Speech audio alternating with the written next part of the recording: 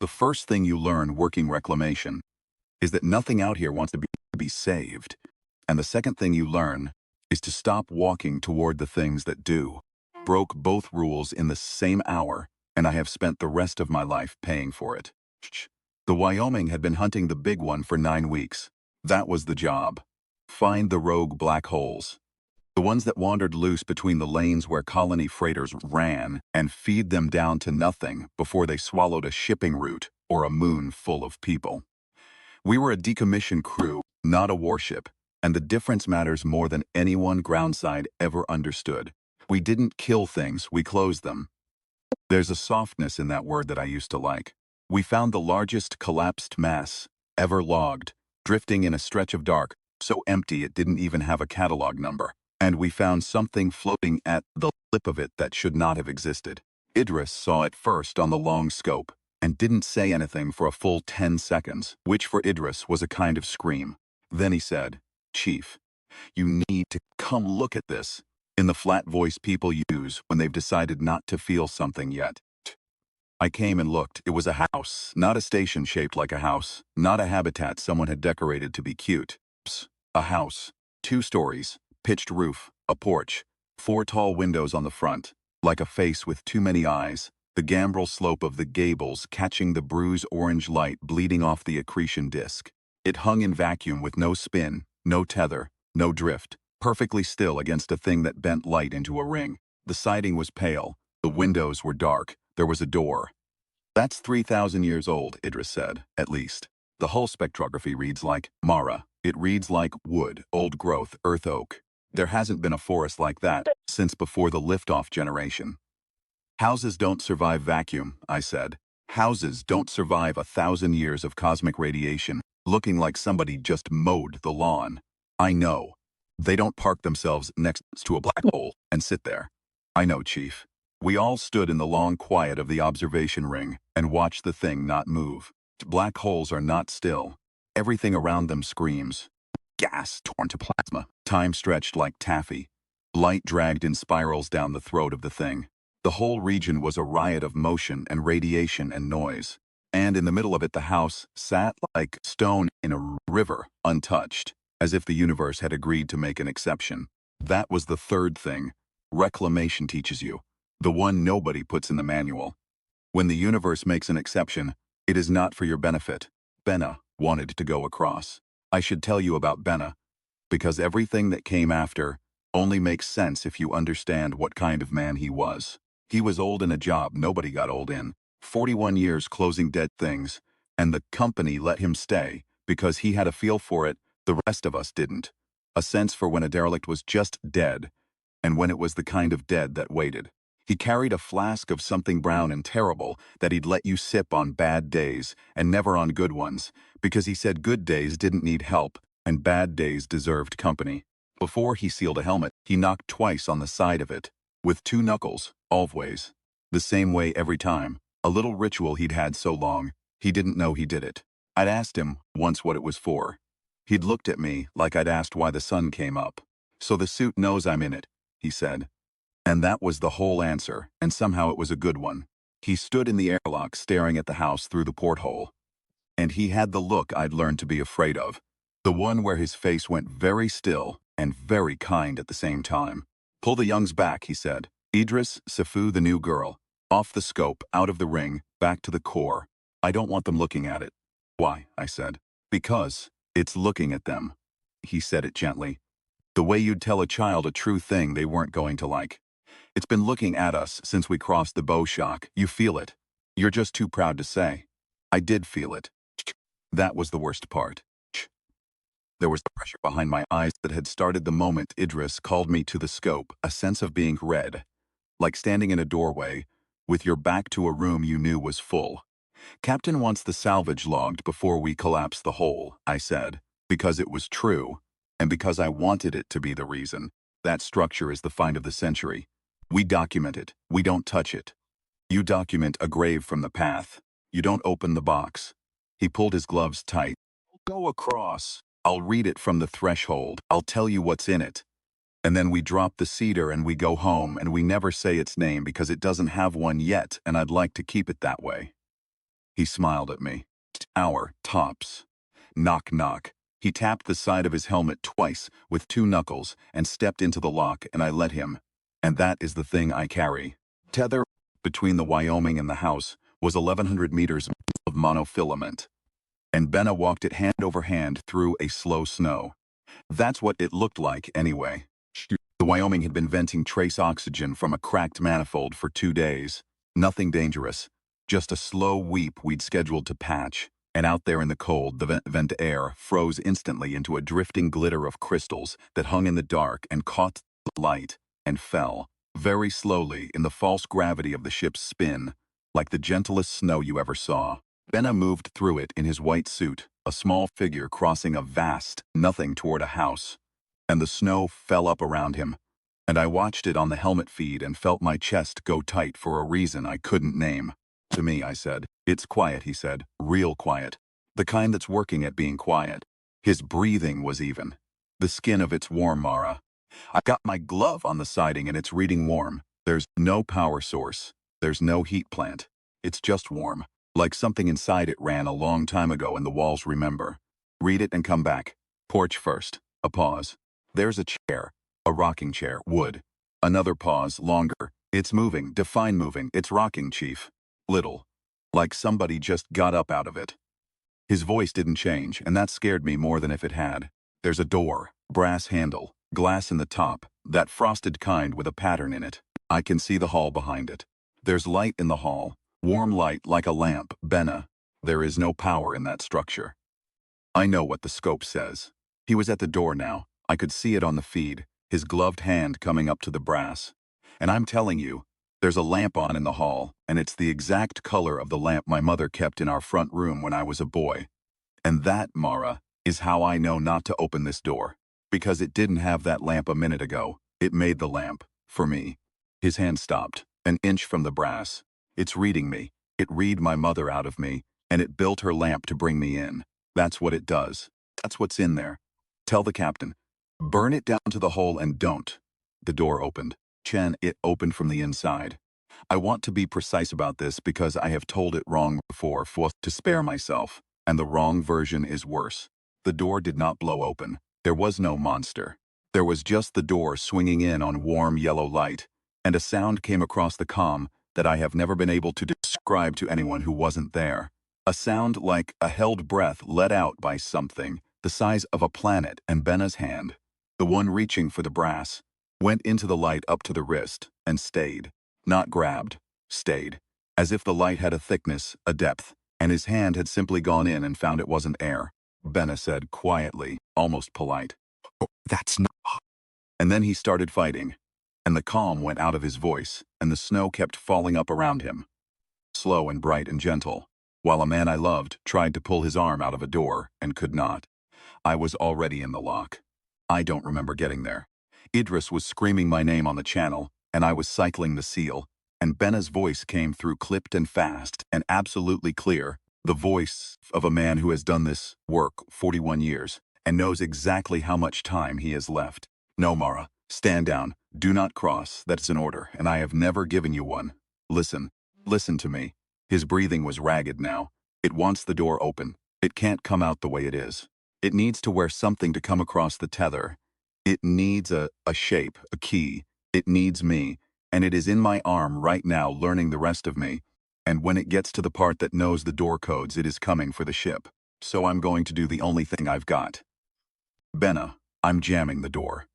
On the feed, I saw him brace his boots against the frame and pull, not to free himself, but the other way, pulling the door toward him, dragging it shut against the light with the one arm he had buried in it, using his own caught body as the wedge. It can't wear me if I fit through, he said, and there was something almost like laughter in it. It's only so wide, and I am a stubborn old man. A grunt of effort. Cut the tether, Mara. No, cut it. It'll try to walk the line across to you. Cut it now while it's still busy with me. The door shuddered. The light pulsed. Mara, you are the best closer I ever trained, and you are about to do the hardest close of your life, and I need you sharp, not sad. So, I'm going to make it easy. I'm going to hold this shut, and you're going to cut me loose, and you're going to take this ship and drop this thing down. That hole so deep it never sees light again. Say you'll do it. The snow fell. The door fought him. I had my hand on the tether release. Knock knock, he said. Cut the tether. The last thing I saw on the feed before the line went dark was Benna with his whole weight thrown against a door full of light, holding it shut with an arm that was no longer entirely his, and the rocking chair on the porch behind him, rocking, as if something had just sat down to watch. The captain's name was Okonkwo, and she had never lost a crew member in 11 years, and she was not, in that moment, a person you could talk to. We log it and we leave, she said. We do not collapse it. That structure is the most significant xenoarchaeological find in the history of the service, and I am not feeding it to a black hole on the word of a dead man and a panicking engineer. He wasn't panicking. He put his hand in a door, Vance.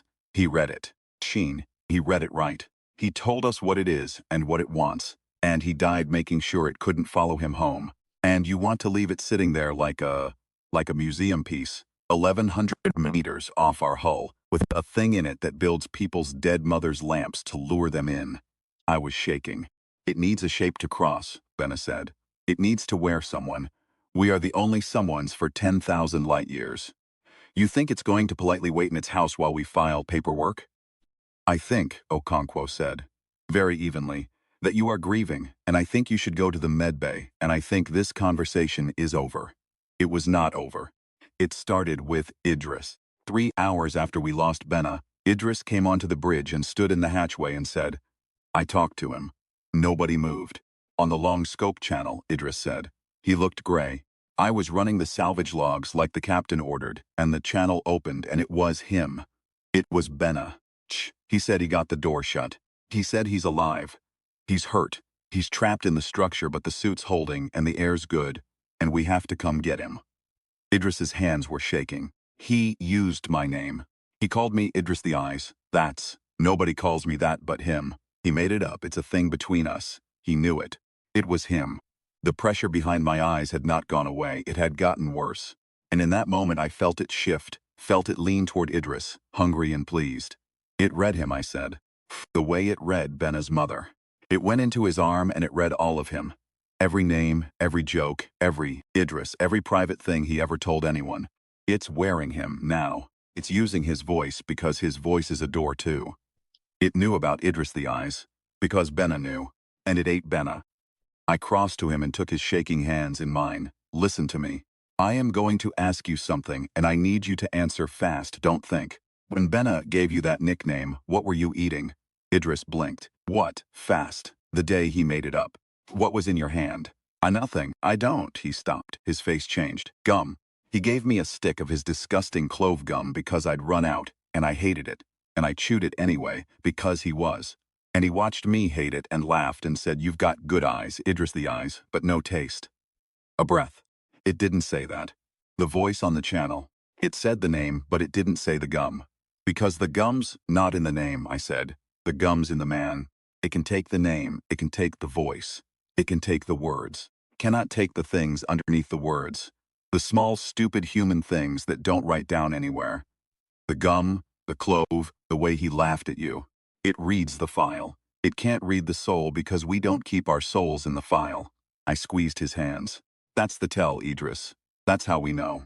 It will wear our dead and it will say everything right. And it will get small, true thing wrong.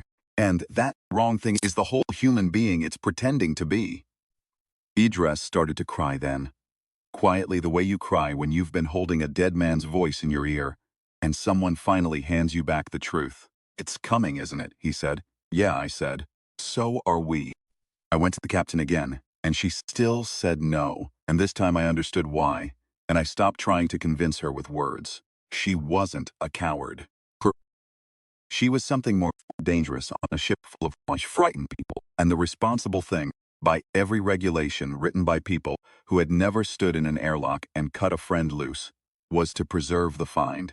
So I stopped arguing with the captain and I started preparing for the version of events I was now certain was coming. The version where the thing in the house crossed 1,100 meters of vacuum, wearing a face we loved, and walked through our front door, because once someone opened it for the same reason Benna almost did. I went down to engineering, and I pulled the cedar. A black hole cedar is the ugliest beautiful thing humanity ever built. It is how we close the holes. You don't fight a black hole. You can't. It is the universe's one perfect argument ender. So instead you do something that is so completely stubbornly human it makes me proud every time I think about it. You make the hole eat itself.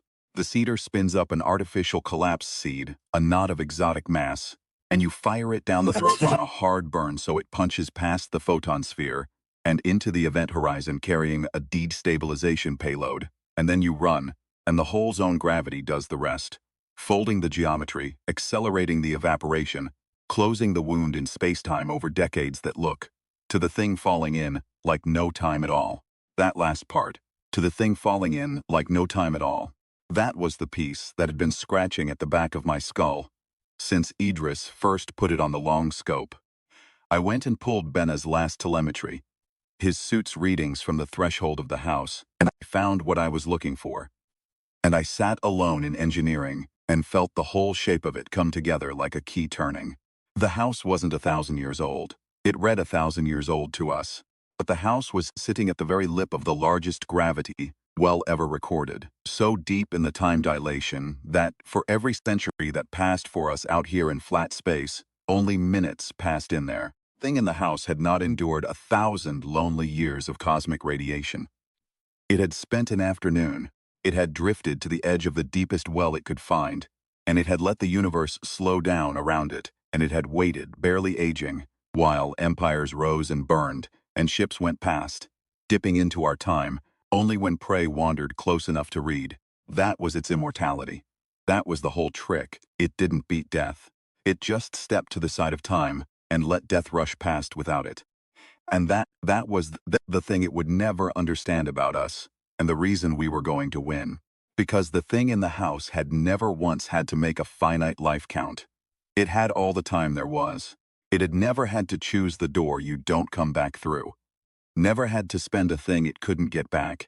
Never had to say goodbye and mean it. It had stepped out of time precisely so it would never have to. And every human being who had ever lived had done all of those things by the time they were grown, had grieved and chosen and spent and let go. Because we are the species that lives in the river of time instead of beside it, and the river is the thing that teaches you what a life is worth. It had stepped beside the river to escape death. I was going to put it back in the river, and then push it under, and hold it there forever. It came that night, ship's time, and it wore Benna. I was in engineering with the cedar cracked open across my workbench, rerouting its launch from the dorsal tube, which faced empty space, to the ventral, which faced the hole and the house. I was working in the half-dark with the manifold still weeping its slow snow past the viewport when the hatch cycled behind me, and his voice said, "You always did rewire things you weren't supposed to." I didn't turn around. My hands kept moving on the cedar. "Hey, Benna. Hey, kid." A creak as he leaned in the hatchway exactly the way Benna leaned, weight on the left, one boot crossed over. "Quite a mess you've got. The captain know you've got the cedar field strip down here?" "Not yet. You're going to fire it at the house." "Yep." A long pause. Pressure behind my eyes was enormous now, a hand pressing on the inside of my skull. And underneath it, layered into the sound of his voice, was that other sound, the planet says breath. Very faint, very patient. "Me down that hole," Benna's voice said, and it broke, a little, perfectly, the way his voice broke when he talked about his mother's lamp.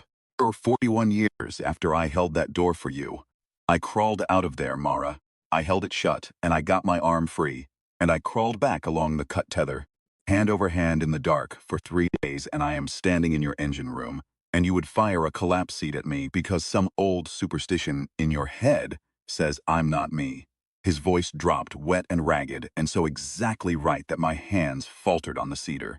"Taught you the work. I gave you the flask on the bad days. I am asking you, look at me. Just look at me and tell me I'm not Benna." I have replayed this moment more times than any other in my life, and every time I want to turn around. He had everything right. The lean, the break in the voice, the flask, the bad days, the door, the tether. It knew all of it. It had read all of it out of him in the long minute his arm was in the light. If I had turned around, I would have seen his face. His real face, doing exactly the thing his face did. and I am not strong enough to have looked at that and kept working. So I didn't look. I kept my eyes on the cedar and I said without turning, "Sing me the lullaby." Silence. "You know the one," I said. "You only sang it twice in 11 years. Once, when we lost the Castor crew and you sat up with me all night, and once when I had the fever on the Erebus run and you thought I was asleep." Her mother's song. You said it was the only thing of hers you had left because the lamp got sold when she died. You sang it both times. I remember the tune. I don't remember the words, because they're in a language I don't speak. Your grandmother's language, and you said there were only a few hundred people left alive. Who knew it? I set down the tool. My hands were steady now. "So sing it, Benna. Sing me your mother's lullaby, and I'll turn around, and I'll take you to Medsace Bay myself, and we'll throw this whole stupid plan out the airlock. Go on, I'm listening." The thing wearing Benna's face began to sing. It got the tune right. Of course it did. Benna had hummed that tune to himself 1,000 times, in the lock at the workbench, and the thing had 1,000 recordings of it humming. It had the melody perfect, note for note. It opened Benna's mouth, and the right notes came out in the right order. But there were no words. It hummed. It carried the tune flawlessly, and it hummed, because the words were never in the humming. The words lived only in the 2 times Benna had actually sung them aloud, 2 private nights years apart. Sounds he'd made with grief in his throat and never once written down or recorded.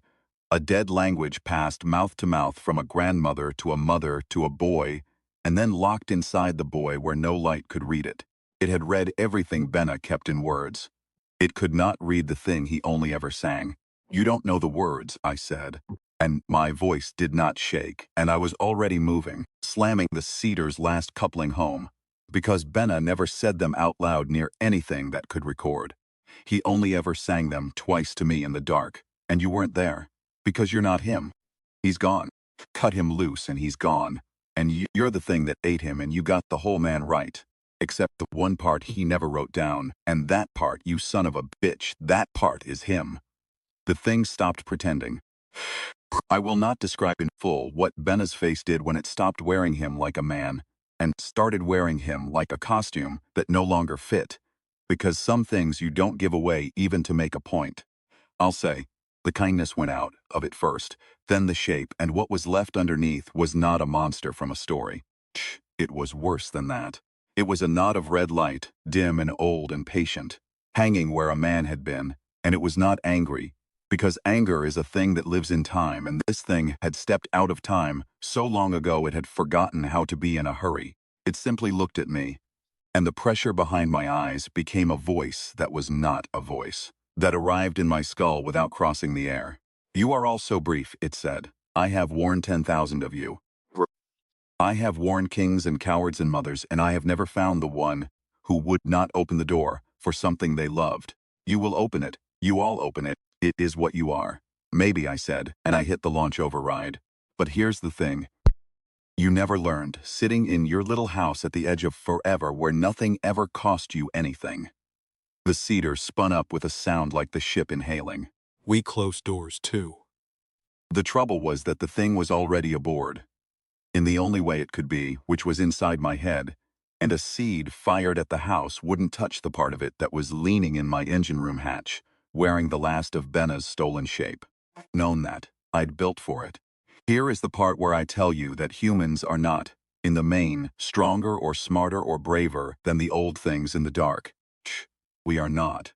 The thing in the house was older than our whole species, and it could wear our faces and read our words and slow down time to wait us out.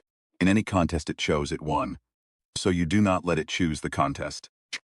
You find the one game it has never had to play, and you make the whole universe about that game, and then you bet everything on the move it cannot see, because it has never in its endless life needed to. The move was this. I could not fight a thing that lived outside of time.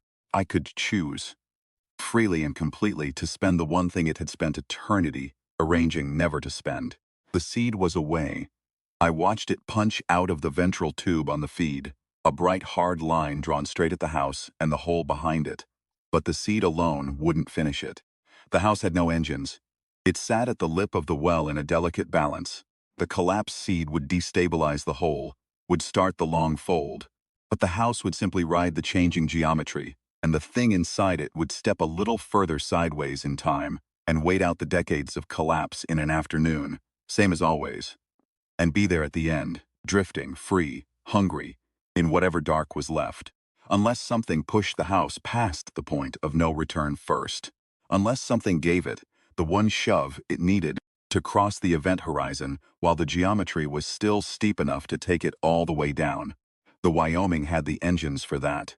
The Wyoming, on a hard burn, with the tether reshot and locked to the house's frame, could drag 1,100 meters of impossible architecture off its perch and down the gravity slope and across the horizon, and ride the collapsed seeds fold all the way to the bottom of a closing well, where the thing inside, for the first time in its long sideways life, would feel time do the thing time does to the rest of us, fall. And in the dilation at the throat of the hole, that fall would last from the inside, forever, conscious, furred, aware, falling and never landing, never reaching the bottom, never aging out of it, never stepping sideways again, because there is no sideways at the bottom of a hole. There is only down, stretched into eternity, the perfect prison for a thing that built its whole existence around never having to endure. It would get exactly the immortality it wanted, and it would get to live in it forever, falling alone. Fate. That was the plan. There was only one flaw in it, and the flaw was that someone had to be on the Wyoming when she made that burn, holding the tether lock manually, because the thing was, in our systems now, in our heads, and it would override any automated sequence, would talk the autopilot out of it, the way it had tried to talk me out of it. The lock had to be held by a hand. A human hand, attached to a human who knew the lullaby, and could not be talked out of anything.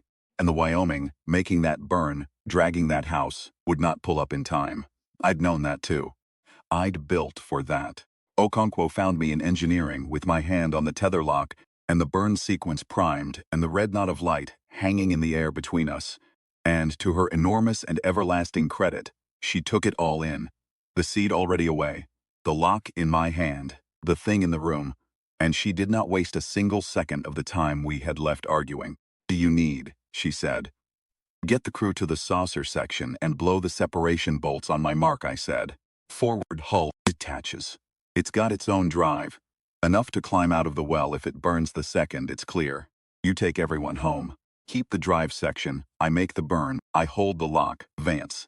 It's wearing Benna because it ate Benna, and it can't sing his mother's song." My voice was very calm. Surprised by how calm. "I already lost him today, Captain. I already did the hard part.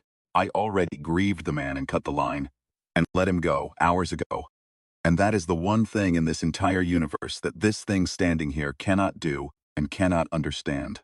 It has never let anything go. It has never lost an afternoon, let alone a friend. It thinks I'll open the door because I love something. It's right that I love something. It's wrong about what loving something makes me do." I looked at her.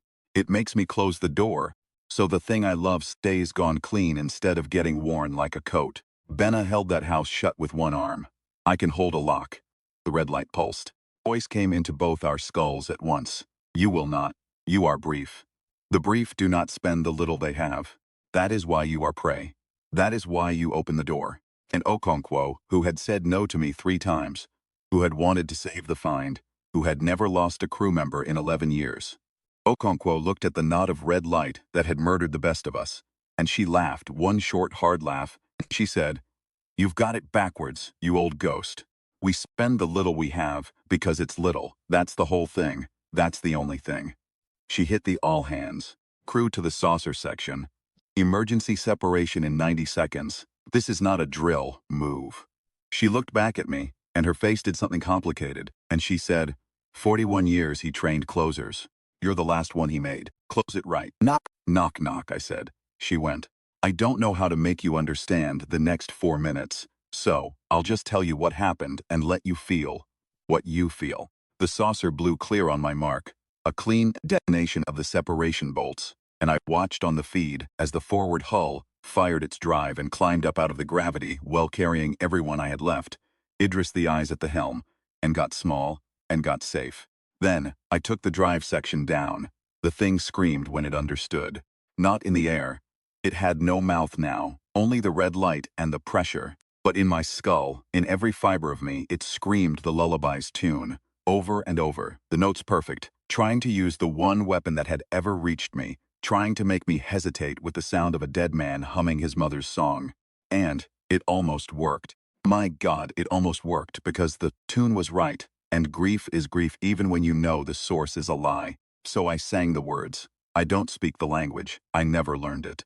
Benna only ever sang it to me twice, and I caught maybe a dozen sounds and held on to them the way you hold on to anything from the dead, badly, lovingly, getting it half wrong. But I sang what I had, the broken handful of a dead grandmother's lullaby in a tongue I didn't know, in my own bad accent, over the top of the perfect humming. And the perfect humming faltered, because it could match the tune, but it could not match the words it had never heard. And a thing that has worn 10,000 faces cannot stand to be outsung by a woman who only knows a dozen syllables. Because that dozen syllables is the proof it lost, proof that there is a room inside us it can read its way into, but never furnish.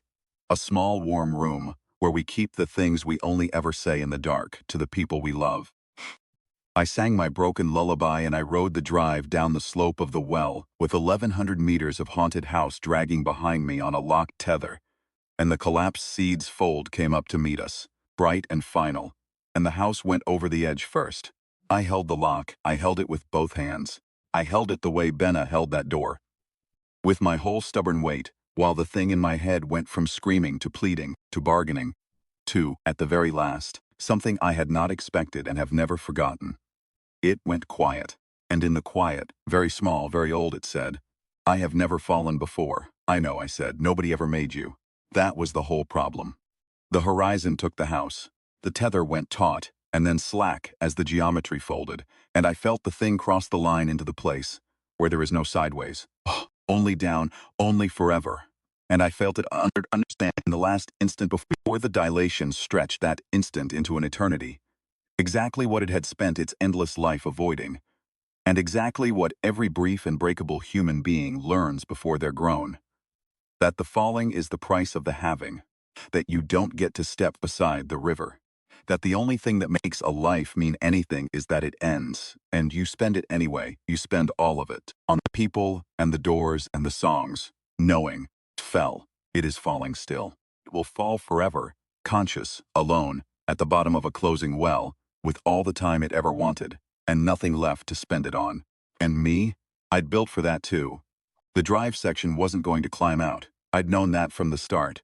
That was the whole shape of the sacrifice, and I'd made my peace with it standing at the workbench with the cedar, cracked open, made it the way Benna taught me, quiet and early and without drama.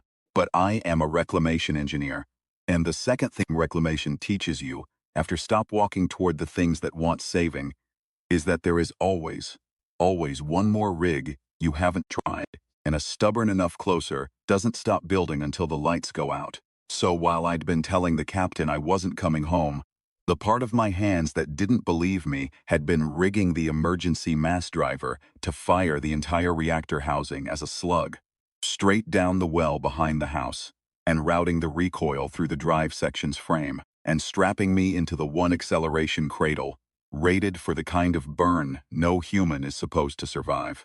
The instant the horizon took the house and the tether went slack, I cut the tether, fired the reactor down the hole, and let Newton's oldest and most stubborn law throw what was left of the Wyoming straight up the gravity slope on a column of its own dying heart at an acceleration that broke 3 of my ribs and turned my vision to a tunnel of red and very nearly killed me, which would have been ironic, and which I refused on principle to allow. I blacked out somewhere past the photon sphere. I woke up 9 days later in the saucer section's medbay with Idris asleep in the chair beside me, a cup of cold, terrible coffee in his hand, and a stick of clove gum tucked behind his ear, and when he saw my eyes open, he didn't say anything wise or anything for the record. He just started to cry, and then he started to laugh, and then he leaned over and knocked twice, with 2 knuckles, on the rail of my bed. So the suit knows you're in it," he said, and his voice cracked. And that was the whole answer, and somehow it was a good one. They wanted to give me a medal, groundside. I told them where to put it. The find of the century was gone, The captain's spotless record had a hole in it the shape of an old man and a haunted house. And somewhere in the dark, a thing older than our species is falling, and will fall, until the well it's in finally folds shut around it. 10,000 years from now, or 100,000, or never. And I do not lose sleep over it, which is the only part of this story I'm a little ashamed of, and have decided to forgive myself for. People ask me, sometimes the ones who've heard the story, how we beat it. A thing that wore our faces and read our minds, and stepped outside of time. They want it to be a weapon. They want there to have been a clever device, a special bullet, a human ingenuity that out-touched the old dark. And there was ingenuity, the cedar, the slug, the cradle, the whole stubborn rig of it. But that's not the answer, and they're always disappointed when I tell them the real one. We beat it because it had spent an eternity making sure it would never have to lose anything. And so it never learned the one thing every one of us learns the first time something we love is taken. That you let it go clean rather than let it be worn. That you cut the tether. That you close the door. That you spend the little you have. All of it. Precisely because it's little, and you don't flinch. Because flinching is for things that think they've got forever. Thought our brevity was a weakness. It built its whole long life around that one idea. It was the only thing it ever got wrong. And it was everything. I still hum the lullaby sometimes. At the workbench, in the lock, getting the words half wrong in a language I don't speak. I figure somewhere down at the bottom of that well, stretched out across an eternity, it begged its whole life never to have to feel. The old thing can still hear it. The tune it can match. The tune it always could. It's the words it can't have. The words are ours. Knock knock.